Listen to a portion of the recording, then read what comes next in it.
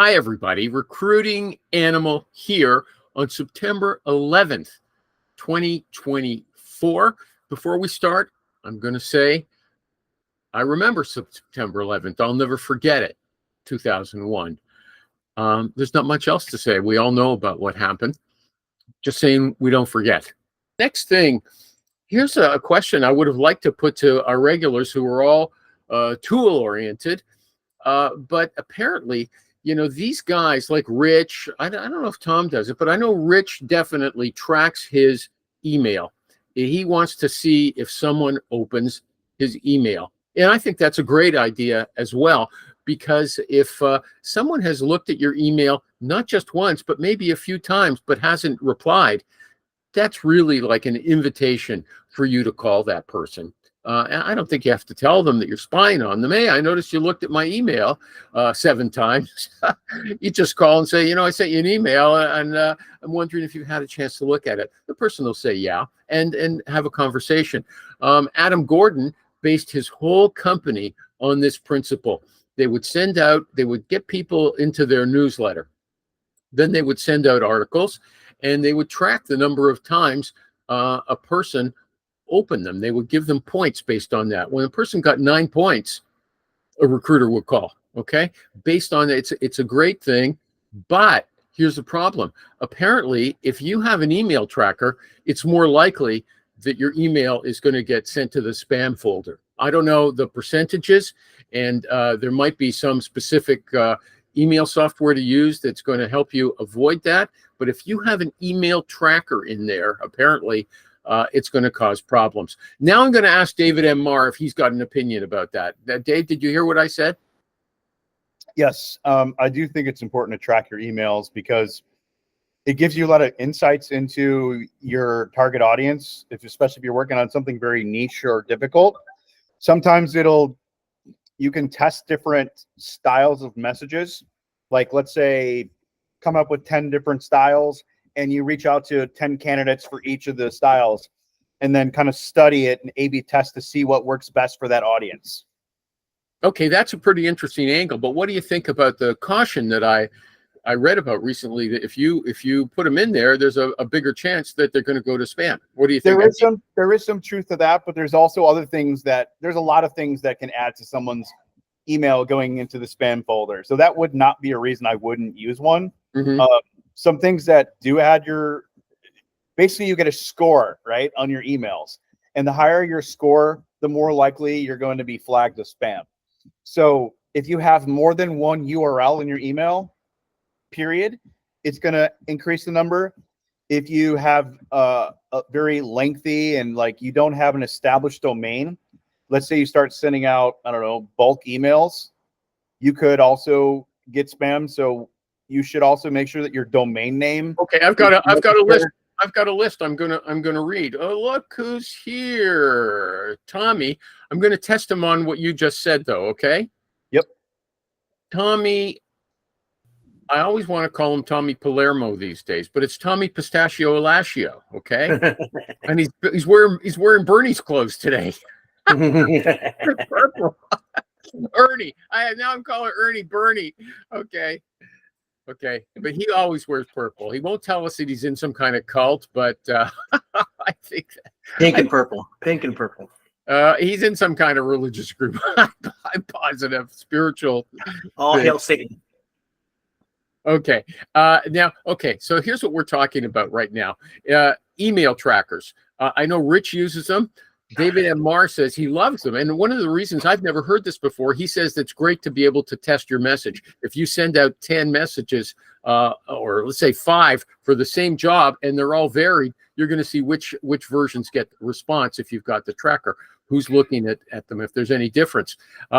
Rich is very keen on trackers. Do you use an email tracker? What is it, like an email tracker? Like, it shows you if the target, the person you sent it to, opened the email, and if you opened it more than once. No, actually, I don't have that. I just have the first opening. But the pixel for tracking more than once, no, I don't have that. Oh, okay. But even putting it in it's a pixel that goes in there, that apparently can make your email end up in the spam folder. Are you aware of that? I've heard that the pixels aren't as productive anymore than they used to be. Interstellar uses it. Upticks uses it. There's a couple that use it. I tried them out. I know a friend of mine who uses it, loves it. I'm fine with just knowing if they open my email or not. I'm good with that. Okay, I don't understand what you were talking about with Uptick and Interstellar. What are you talking about there? Having the Those are multiple. both email. Those are cold email marketing softwares that are out there, and they have the pixel. So if you do a cold email, you can see if someone looks at your email 17 times over a 4-day period. You missed my point. I'm asking now, even one pixel for just one opening could get you into spam. Wake up, Tom. I don't believe. I think that, and somebody can correct me if I'm wrong, that just the single, like, did they open your email that Microsoft uses or Loxo uses or whoever? I don't think that's the same as the pixel that keeps checking to see if they opened it. David M. Marr, you're the more technical person here. Do you have a take on that? Because David M. Marr said, yes, you can go into spam, but he thinks it's worth trying. So there is the pixel. What Tom's talking about is a more basic tracker where it just basically tells you if somebody opened your message. The ones that I like that are more advanced will tell you when they opened it, what time they opened it, what part of the world they're in when they opened it, what kind of browser or platform they opened it from. The reason why that's useful is because you can tell if they open it, let's say, from a smartphone or a work computer, and what time of day they open it. So you can use that information to help time the highest percentage of opens for future messaging for that category that you're referring Isn't that to. what, like, Google or whoever's measuring these emails and turning them to spam? Isn't that what they're worried about? That you're getting too much information about private information about people? Isn't that complicated things? No. Okay, who is sending your stuff to spam? Is it just Google or the It company? depends on the messages. The more points you get from their rating system, the more From whose rating system? Google's? the email, the spam, the companies that rate emails on spam, basically. Like, if there's this criteria in the email, it's more likely to be spam. It's basically a rating system. But who is rating it? Okay, is it the company's own email system? No, there's brokers that rate domains and email addresses as spam.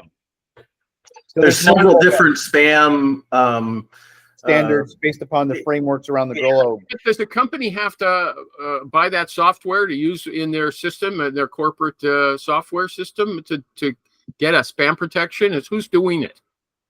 It's something the way how you set up your domain. Okay. So if you're in Gmail, like I am, Google's watching what you do all the time. Correct. Yes.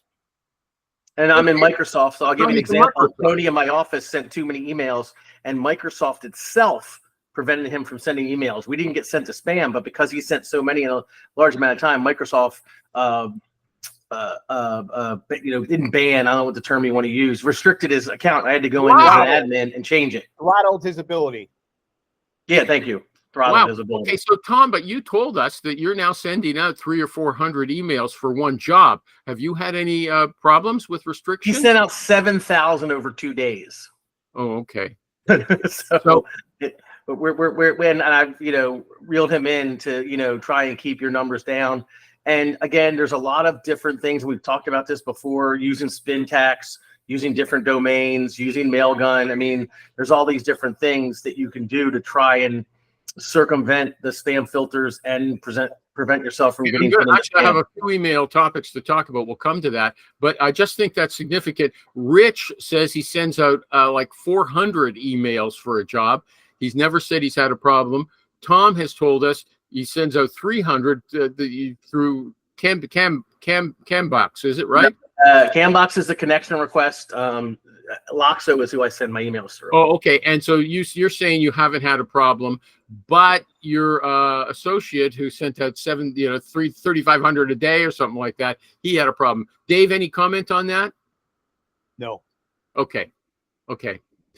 Here we go. But here's what causes the most deliverability problems. It's the signature on your email. And here's why. Because I think they're measuring to see if it's a mass email, if they see the same thing in a bunch of emails, and your phone number is always the same, even if you use Spintax. Spintax is software. Good point. That's a good point. Never thought of. Okay, so Spintax, it changes the wording to say the exact, uses different words to say the same thing, so your email doesn't look the same all the time. It's varied. Even if you're sending out 100 emails, they're not all going to be the exact same, even though they're sending a similar message. Is that right? Is that a fair description of Spintax? Yeah. Yep. Okay. So, but the thing is, Spintax is never going to change your phone number, so that's a real issue. Okay. This guy said, here's what you do. Don't put any domains, even your own, in the signature.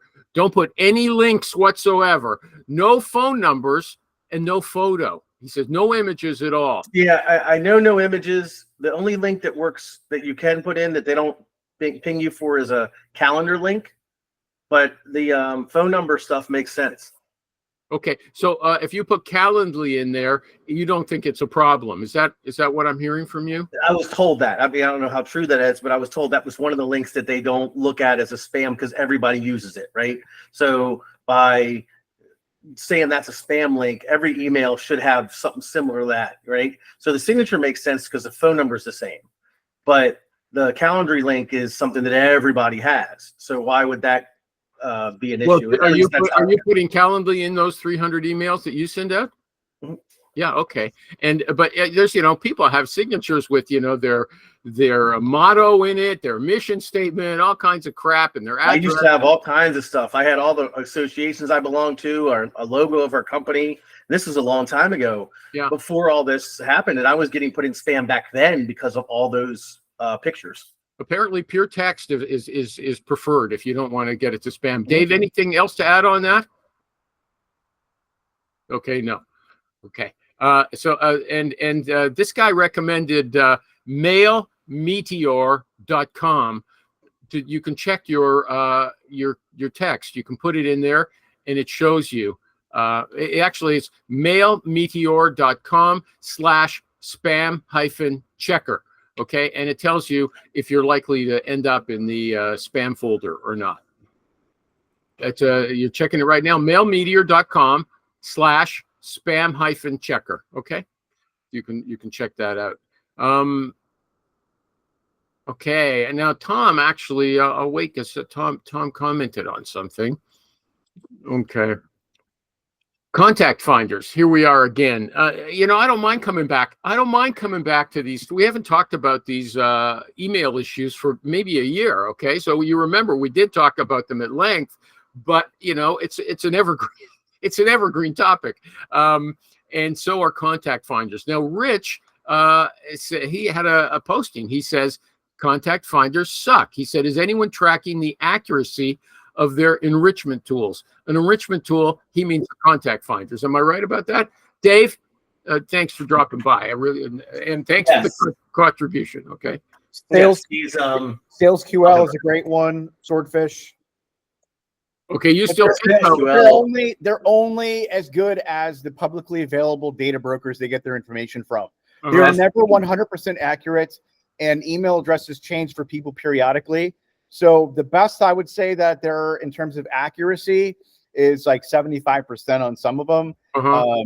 But not a single enrichment tool will give you all the information. Okay, Rich has always said that. Swordfish does a good job with it, though. And I Rich think has always said, like you said, you have to have more than one. But now he's saying he's not getting more than 60% on good results from any of them. Okay, so I think he said they go through periods of decline, and he says we're in a trough right now. I'll let you go, Dave. I don't want to keep you longer than you want. Now, Tom also had a comment on this. Just like you said Sales QL is a great bang for your buck.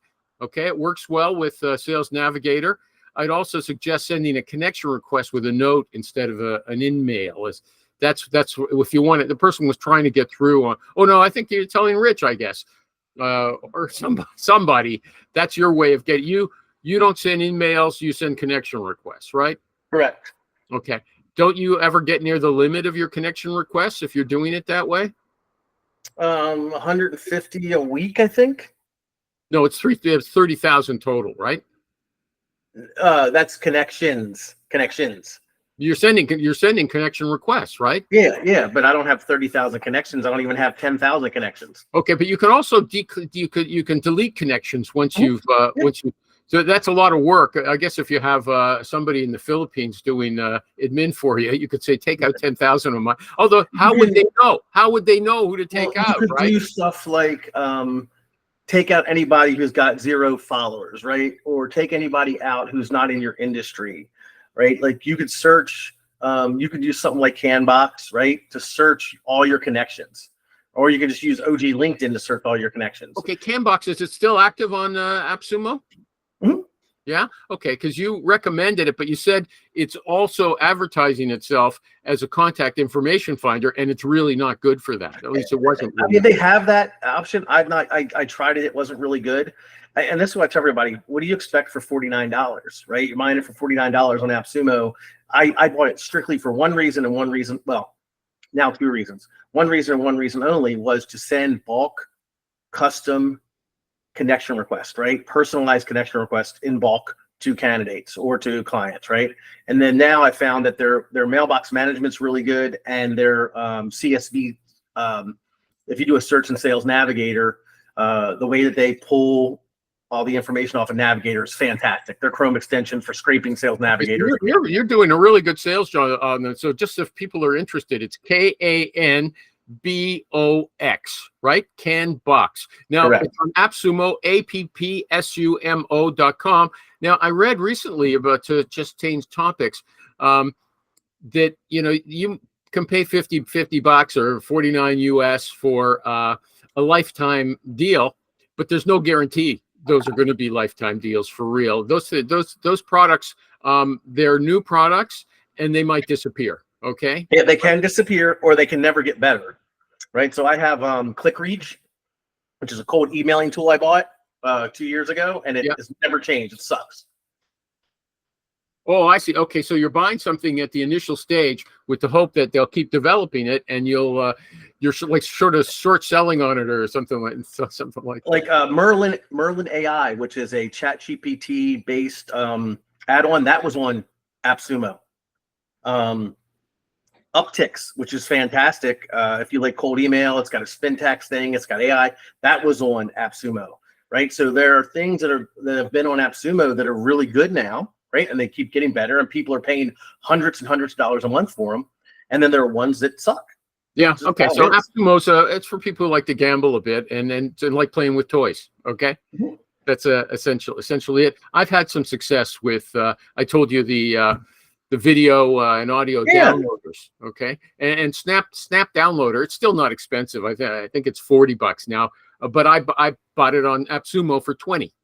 Yeah, there was one that someone was touting the other day that I haven't gotten around to buy. Oh, you can take and drop audio files, and it does the transcription for you. So if you don't want to pay for something like MetaView, and you can record your phone calls. Really? Okay, you have to tell us about that. You drop that in there, and it transcripts the entire phone call. I got a bunch of tools to talk to today. I just want to say, since you're cornered here is the only one, don't feel obligated to stay. If you feel like, leaving any time, feel free. Okay. I just I don't want to put you on the spot, because what Dave said, I'm going to be working. So I was just talking, and I'd say, look, occasionally I'm going to ask you what you think. So when you came in, I was quizzing him about those things. Yeah, no, I mean, I join when I can join, and I'll stay when I can stay. And if for whatever reason I can't stay, I always say that. No, but I'm just letting you know. Okay. I'm a polite person. Okay.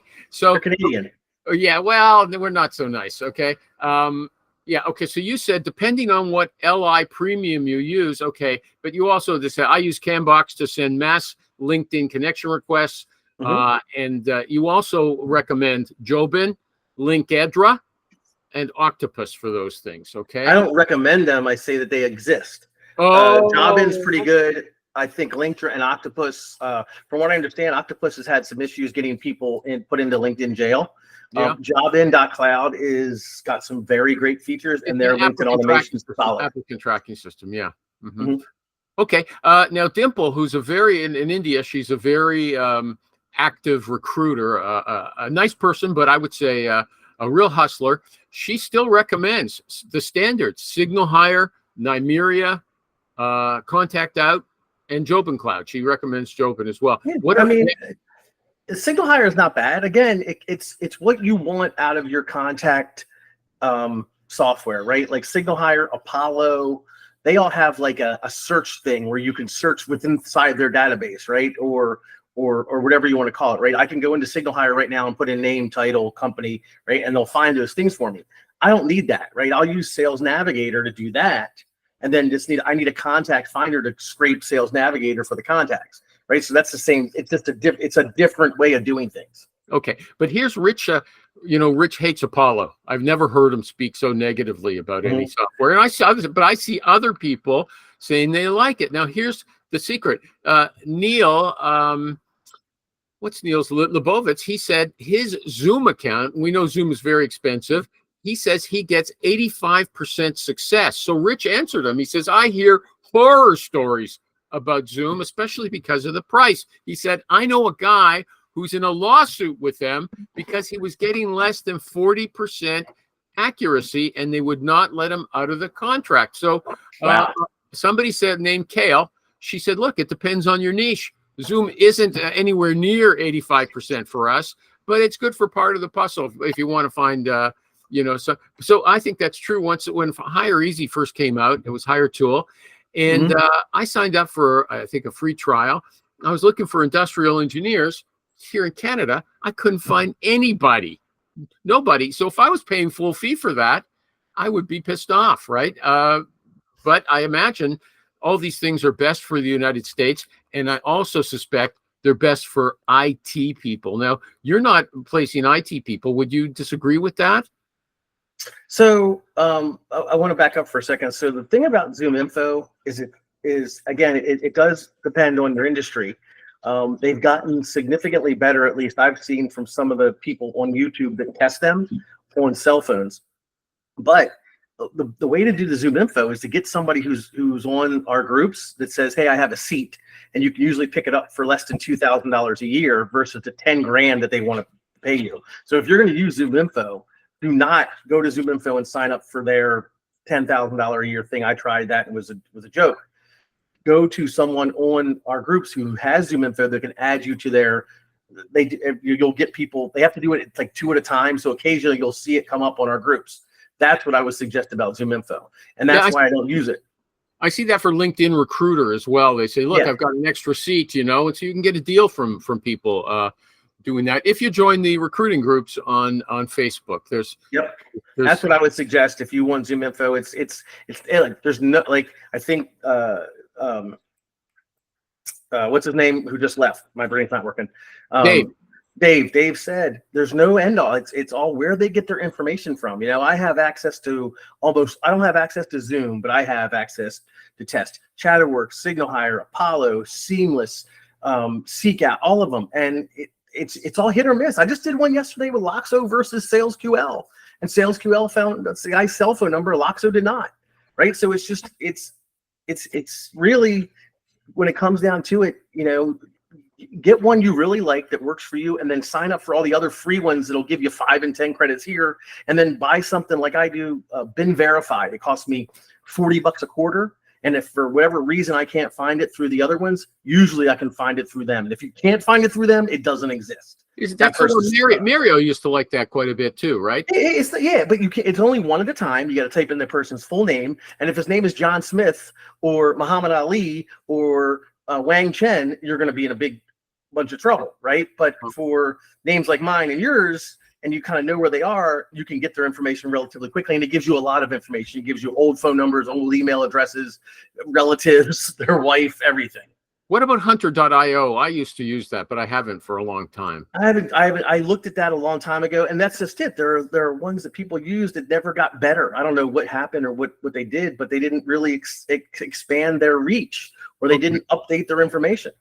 The Lead IQ, never heard about it. Someone recommended it. You ever heard of it? I know. I have. Let me tell you what I got. I got SalesQL. And that's your fave. Yeah, Cloudora, Seamless, Seek Out, Hire Ease, Use Artemis, Signal Hire, Chatterworks, Been Verified, Apollo, and Nebula. Okay, so you're like Rich. These people are giving you free access to test them? I got free access to a couple of them, but not all of them. Just I think 2 of them I have free access to for a short time. The rest, I bought Cloudora and I bought Use Artemis on AppSumo. Seamless, Seekout, Signal Hire, and Apollo all give you a couple credits a month for free if you sign up for their free at least they did. I mean, I'm on all, I signed up for all these, a couple years ago. So I'm able to test them here and there. What about somebody with, people are talking about Lucia. They still like it a lot. I hear Lucia, I hear it's not bad. Rocket Reach. I mean. Yeah, but Lucia was one of the first ones. Okay. Mm-hmm.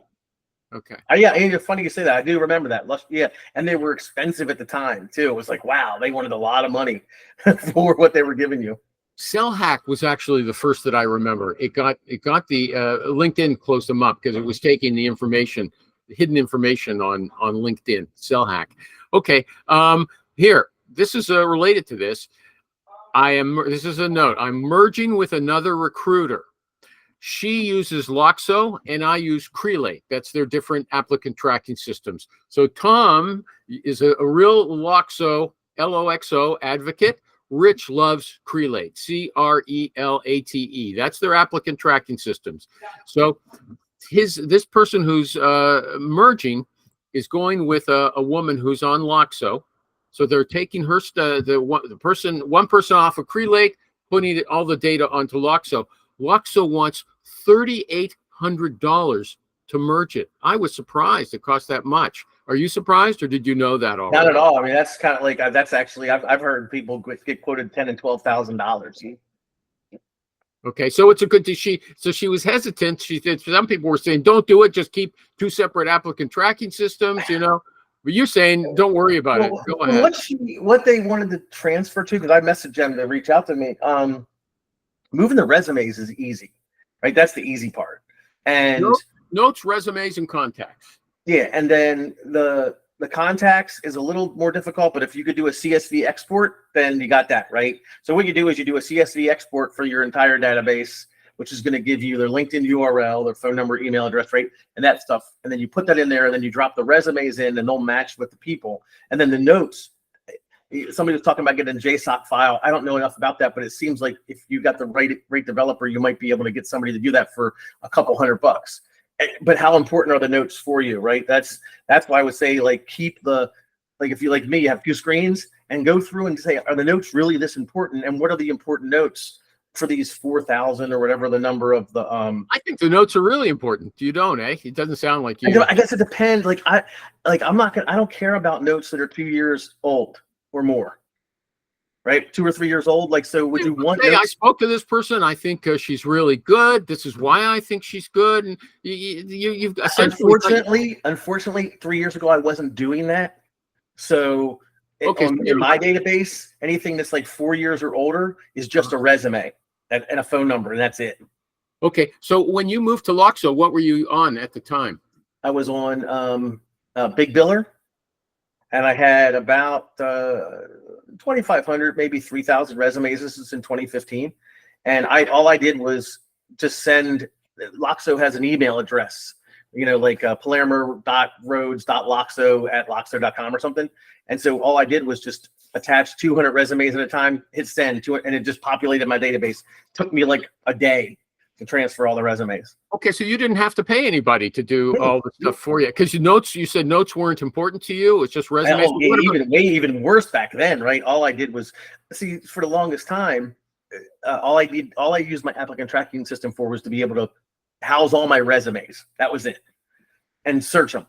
Right, that's all I wanted it for. I didn't have contacts in there. I didn't have companies in there. I wasn't using it like a CRM or anything. Today, got a lot more information, and moving it over would be a lot more difficult, especially now with 3 other people working with me.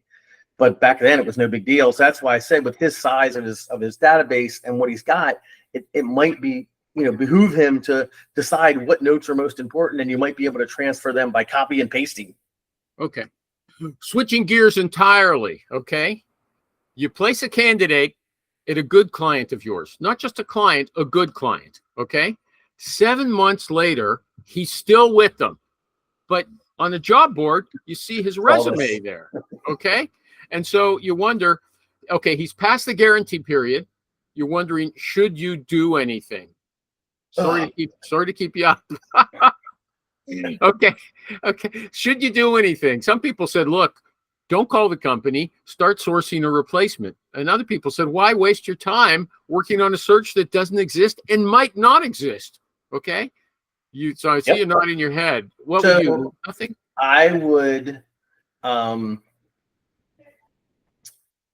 get it was really going to depend, but I may reach out to the candidate and ask him if everything's okay. I saw his resume on Monster. What's going on? And if he tells me, oh, I just put it out there just in case, you never know, right? I'd sell him, look, man, make it anonymous in case their talent acquisition people are watching Monster or whatever. But if he tells me it sucks here, things are horrible, I got to get out of here tomorrow, then I'm just going to sit back and wait until he finds another job. And what if it's a great candidate? What if it's a company you've placed lots of satisfied people with? Because this is not just a company that this recruiter knows nothing about. It's a regular client, right? And you told me that you know your clients very well, right? And they know you. So you're only sending them people who really fit. Well, if someone tells you, I don't like it here, you wouldn't go back to the company and say there's a problem. That would I couldn't do that in good conscience because the candidate confided in me, right? Yeah. Now, if I see the guy, if it's really going to be a case by case. I don't even know if I saw the guy's resume on Monster when I run to the client and go, hey, check out what's going on with Mike. Mike's not happy. I just saw his resume, right? You might want to try that, right? I guess it really depends. I mean, it really does. Everything's going to be case by case, but in general, I think I'd probably reach out to the candidate, see what the deal is, and then if it's really bad, try to figure out why it's bad, what happened, where did I screw up, where did the company screw up, but again, I'm never going to breach the candidate's confidentiality, no matter how good the client is. Well, that's something interesting. I don't have it right in front of me, but you said that if you have somebody accept a counteroffer, you said it's your own fault. You said, I want me to look that up. I can. Yeah. Most of the time it is. I forgot. I didn't do something I was supposed to do. What? Like what? I got it, dude. I can give you 100 different. I didn't ask the right questions. I didn't drill down on the counteroffer. I didn't get him, sharp angle close him. I didn't really dig into why he was making a job change. Of all the ones that I did, all the counteroffers that I got, I look back and it was, I made the mistake, right? The one that I could think about the most, two of them that think about the most is one in Alabama and one in New York. The one in Alabama, I knew there was a 99% chance he was going to take counteroffer. He kept telling me he didn't. I told the client he's probably going to take counteroffer. They wanted to take a chance anyway, and the guy took a counteroffer. And to make a very long story short, he was a cornerstone of the company. He had been there for a long time. If they lost him, it would probably shut the company down. So they gave him stock in the company, like 10% ownership in the company, right? The other one was a girl up in New York, and I just thought she seemed so excited about this opportunity. I never discussed counteroffer with her. I just assumed she was going to take the job because she was so stoked about coming to work for this company. Okay, so hold on a second. Here's what you said. Most counteroffers occur because we don't ask the right questions. Now, first of all, you also said something that you agreed with Rich profoundly about. Okay, if it's just money, okay, the problem is it's really easy for the current employer to offer more. I mean, it's not a complex problem to solve. So that's a problem. In my opinion, that doesn't mean you shouldn't put someone forward who's just interested in the money, because there's no guarantee. There's no guarantee. Yeah, and that's when you just have to be real with yourself and the client and say, look, I've talked to this candidate 3 times, and really the only motivating factor is money. So I'm concerned about counteroffer. So I want you to know going in, I've done everything I possibly can to mitigate it, but I'm still more concerned about it than I am usually. So chances are, no matter what you offer him, if his company offers him the same or more, he may stay. I just want to let you know that up front, and they can make a decision from there. Okay, but you've already would you talk to the candidate the exact same way? You're only moving for money. In our experience, that's an easy problem for the current employer to solve. Are you going to accept a counteroffer? And what would the person says maybe if it's right? What would you do? Same thing you just said? Yeah, I go, and I'll try to encourage him by saying, why would you want to work for a company that you have to quit to get a raise, right? Had I not come along, almost every company, everybody says though. If I had not come along, your company would continue to pay you what they're paying you. they're not going to pay you anymore. If I decide now to tell my client not to make you an offer, you're not going to get a raise either way, right? The only reason you're going to get a raise at your current company is because I contacted you and my client made you an offer. Is that the type of company? And I mean, there's only so much you can do, but you have to reinforce that. You have to ask them, why do you want to work for a company that the only way you're going to get this raise is if you have to threaten to quit? But that's an easy comeback as well. Just like I told. What's the comeback? The comeback is Tom. Every company's like that. If you read all the literature right now, every company everywhere does that. Yeah, the only way to get companies don't give raises. Oh, you're cutting me off. Let me talk. Okay. If you'll get a 2% raise from your current employer, but you might get a 10% raise if you make a move after 2 or 3 years. That's the way to do it. And so don't tell me that my employer is lousy just because they're not handing out big raises. That's not true. Okay. So they don't value you. They don't value the value you bring to the company until you threaten to quit. That's how every company is. Okay. That's not how every company is. That's not how every company is. Okay. Right? Well, and I'm sorry that you've dealt with companies like that, but my client's not like that, and the clients that I deal with are not like that. And if you want to work for a company that does that, then you can stay where you are. I understand that. That's fine, Mike. That's fine if you want to stay there and you think that every company is like that. But unfortunately, you haven't been around as much as I have. You haven't worked with as many companies as I have. Well, and you don't know what you're talking about. Maybe you could tell me about your client, about how many raises and what percentage they've given out to their current employees. I'll bet you don't really know that data. Okay. Yes, I do. Actually, I could tell you last year that everybody got a 3.5% raise just for cost of living, but they also did a salary reevaluation across the entire company for engineers, estimators, and project managers. And they raised salaries upwards of $6,000 per position in the engineering department. New grads start at $78,000 now. And 3 years ago, they were starting at $62,000. So you do the math there, Mike. My client is the type of company that does that. And there are companies out there that are like that. And if you want to stay at a company that doesn't do that, fine. Okay, but don't tell me that every company does that. Okay, so just speaking out of this role play now, if your client actually did something like that, they did. Okay, fine, but I don't think every company is. Maybe you've got the greatest companies for clients in the world. Companies do that. Like to say, my wife gives me the hard time. You cannot say every company. You cannot say every person. You cannot say every Democrat or every Republican or every recruiter or every car salesman. Right? You just can't say every. And that's what I was getting at with that, is that when you have that mindset, it's because you haven't experienced a lot of companies. Okay, so here's what you say. You also say you have to discuss counteroffers. So when you raise the issue, you have to pre-close, ask them, and you reinforce the reasons they want to leave, and you do that early and often. How do you reinforce the reasons they want to leave? Say, listen, I just want to remind you of your checklist for your interest in this company. Do you actually make it that blunt? So again, you probably aren't going to do it that heavy-handed, blatant or heavy-handed, but like it all goes to the cadence or the pathway, right? So I call and I recruit you. We start talking. You tell me you're not interested. I'm not looking. And then all of a sudden I'm on this like, well, I understand I called you, but what would motivate you to make a job change? And you start telling me about, well, the boss's son's coming on board, and we haven't got any good and I'm writing all this stuff down, right? And if you're not giving me those things, and it all keeps coming back to, well, if I could get $5,000 right? If I could get $5,000, that's when the red flags are coming up. And if he's a great candidate, I may come back to the client and say, look, I got this guy. He says he's willing to interview, but I can't get any reason to make a change other than money.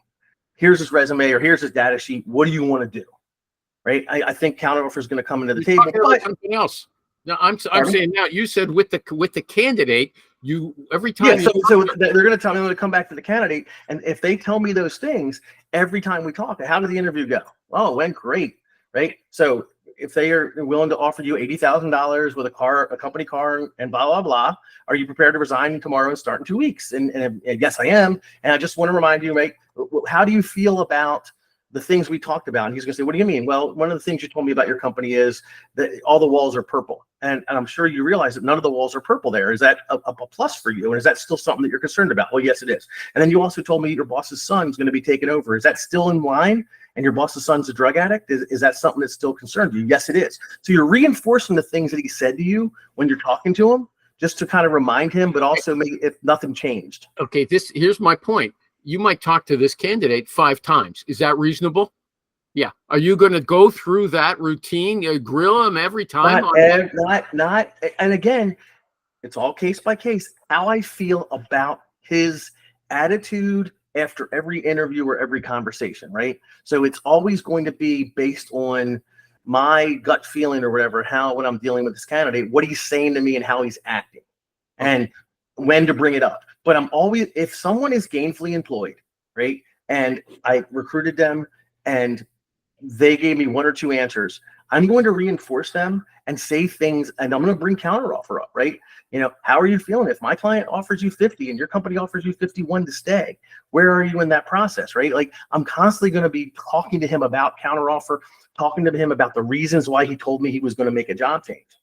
And then based on what he's telling me, to decide if I need to say it again and again and again. In case someone thinks I'm asking, crazy questions, I'm quoting you. You said, that's fine. Reinforce the reasons they want to leave early and often.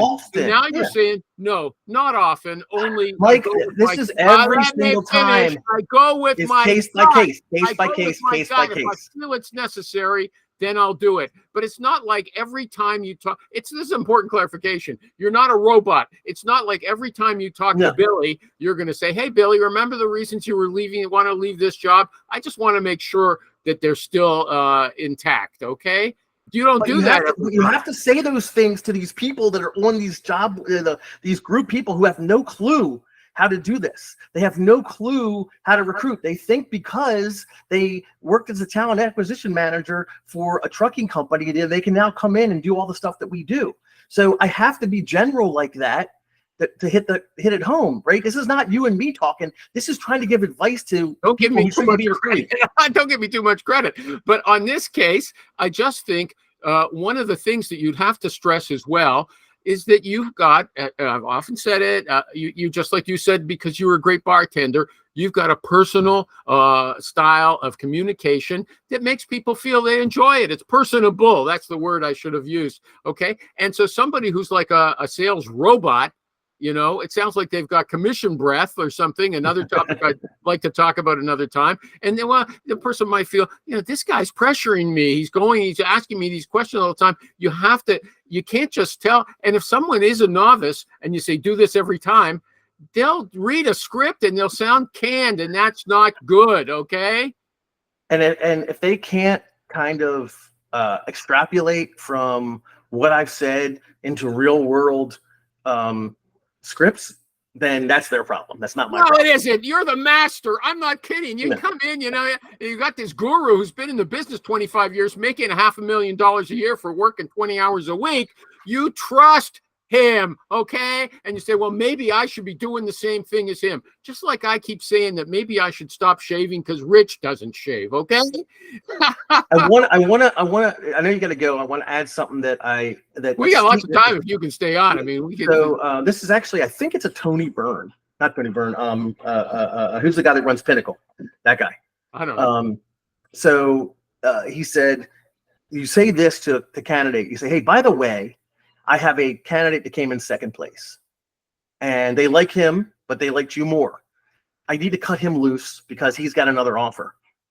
If there's any chance you're going to take a counter offer, please let me know now, because I'm about to go cut this guy loose. And I don't want to do that if you're going to end up taking a counter offer and then I got to go back to him and he's taking another job, right? You kind of play on their empathy, and you got to craft it a little better than I just said it, but you want to play on the empathy of your candidate, to get him to feel like, oh my God, if I take this counteroffer and that other candidate who was going to get the job instead of me goes and Tom cuts him loose, I can screw it up for everybody. So it doesn't work every time, but it helps. You know what? I have to say as well that, here's something else about being personable. It has to fit with your character. Okay. If some hustler sales rep, can do something and feel good about it, somebody else will feel like I'm pressuring the guy. You're going to hesitate. Okay. But let's hear what we could do to close up. You've got an interesting series of, Tom has a show, everybody. It's on Fridays. It's on YouTube. You can watch the recordings, but it's also live. Anybody can join. Fridays at 12:30 Eastern. You go to YouTube, you put in Recruiters Roundtable, or what is it? Recruiters or recruiting? Well, actually, we have a LinkedIn a company page now, and we have the YouTube. It's the Recruiter Roundtable. If you Google Love Recruiter Roundtable, or I'm sorry, if you search Love Recruiter Roundtable on LinkedIn or on YouTube, you'll find us. Okay. Now you've got it's not just a give and take anymore. Right now, in September you've got a series of special presenters. You want to tell us? Source-tacular for September. We had Trisha Tamkin and More Essentials on this Friday. We have Seamless AI. Slow it down. Sorry.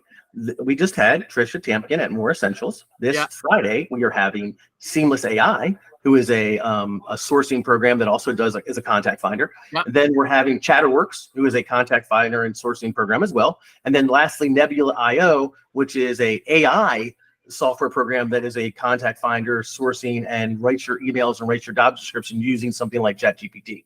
So that's the last of Source-tacular.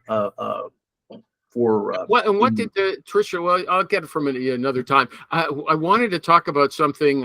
We're out of time. I don't want to keep you, but you mentioned next time, let's say, if someone's using a Google Business account, which I'm using, that they should use Gemini, which is their version of ChatGPT. How much are you paying for Google? I pay Canadian to a local supplier about 21 and change a month. So right now, if you go onto there and go to Google One and get that same price point, right? I think it might be a couple dollars more because you're using Canadian pesos, but it'll include the full Gemini version, right? That if I go to join Gemini right now, like I pay $20 for ChatGPT and $20 for Perplexity.